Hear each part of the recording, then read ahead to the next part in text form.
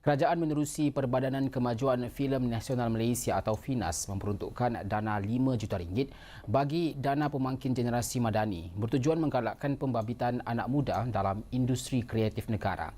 Menteri Komunikasi Datuk Fahmi Fadzil berkata permohonan dana tersebut akan dibuka secara rasmi bermula 1 hingga 30 Jun ini kepada syarikat tempatan serta organisasi belia yang layak.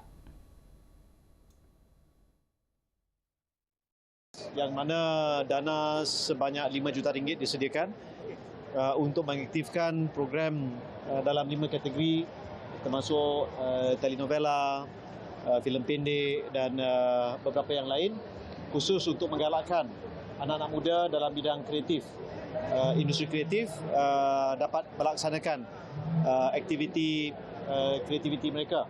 Program Belia Kreatif Komuniti Madani itu menyantuni hampir 16,000 belia di seluruh negara bagi meneroka serta membina masa depan dalam industri kreatif.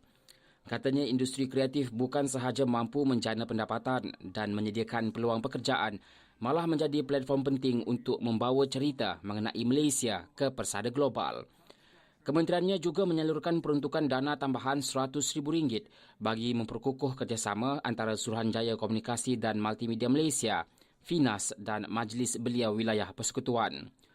Peruntukan itu bertujuan membolehkan program turun padang dilaksanakan bagi menyantuni dan mendengar keluh kesah golongan belia, khususnya di Kuala Lumpur, Putrajaya dan Labuan.